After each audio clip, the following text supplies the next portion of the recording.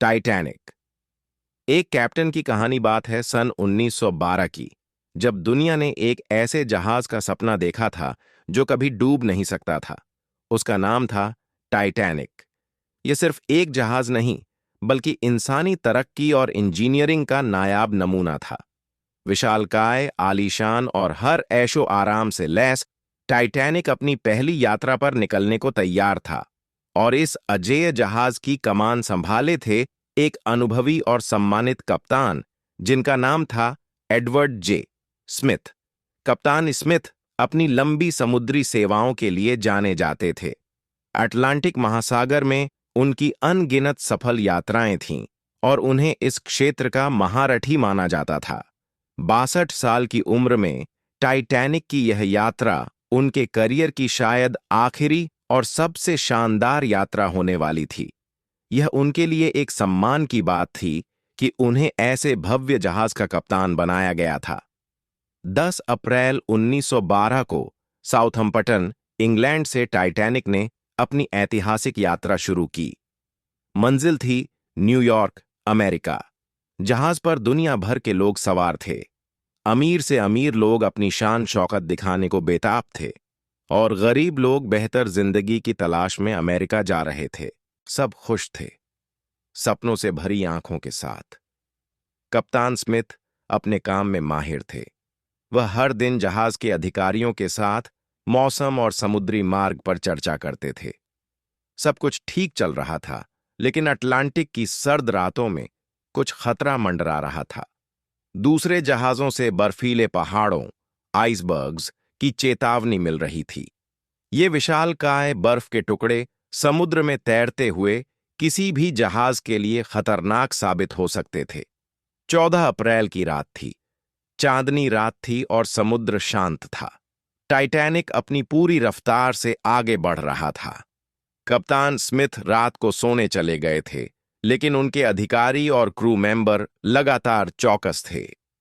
रात के लगभग 11:40 बजे वह पल आ गया जब इतिहास बनने वाला था। आगे से देखने वाले एक क्रू मेंबर ने चिल्लाकर कहा, "बर्फीला पहाड़ बिल्कुल सामने!" आनन फानन में जहाज को मोड़ने की कोशिश की गई, लेकिन टाइटैनिक इतना विशाल था कि इतनी जल्दी मुड़ना नामुमकिन था। एक जोरदार रगड़ की आवाज आई। जहाज के निचले हिस्से में, पानी के ठीक नीचे, बर्फीले पहाड़ ने एक बड़ा छेद कर दिया था। शुरुआत में किसी को विश्वास नहीं हुआ कि टाइटैनिक डूब सकता है। कुछ यात्रियों ने तो सोचा कि यह सिर्फ एक मामूली टक्कर थी, लेकिन जब कप्तान स्मिथ को जानकारी मिली तो वह तुरंत स्थिति का जायजा लेने पहुंचे। इंजीनियरों ने बताया कि जहाज में पानी भर रहा है और यह ज्यादा देर तक तैर नहीं पाएगा। कप्तान स्मिथ ने तुरंत बचाव अभियान, रेस्क्यू ऑपरेशन शुरू करने का आदेश दिया। उन्होंने लाइफ बोट्स उतारने का आदेश दिया, लेकिन दुर्भाग्य से जहाज पर सभी यात्रियों के लिए पर्याप्त लाइफ बोट्स नहीं थीं। कप्तान स्मिथ ने महिलाओं और बच्चों को पहले का आदेश दिया, और जहाज का स्टाफ इस आदेश का पालन कर रहा था। रात की उस भयावह ठंड में उन्होंने शांत रहने की कोशिश की, यात्रियों को भरोसा दिलाया और हर संभव मदद की। पूरी रात कप्तान स्मिथ ने अपने जहाज को नहीं छोड़ा। उन्होंने अपने अधिकारियों को निर्देश दिए, बचाव कार्यों का निरीक्षण किया और यह सुनिश्चित करने की कोशिश की कि हर यात्री को बचाने का मौका मिले।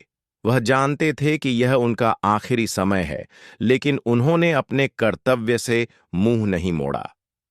15 अप्रैल की सुबह लगभग 2:20 बजे टाइटैनिक पूरी तरह से समुद्र में समा गया। हजारों लोग उस बर्फीले पानी में समा गए। कप्तान एडवर्ड जे स्मिथ भी अपने जहाज के साथ ही डूब गए। उन्होंने वही किया जो एक सच्चे कप्तान का कर्तव्य होता है, अपने जहाज और अपने लोगों को आखिरी दम तक नहीं छोड़ा। टाइटैनिक की यह कहानी सिर्फ एक जहाज के डूबने की कहानी नहीं है, बल्कि यह कप्तान स्मिथ जैसे कर्तव्यनिष्ठ व्यक्तियों की कहानी भी है, जिन्होंने विपरीत परिस्थितियों में भी साहस और ईमानदारी का परिचय दिया।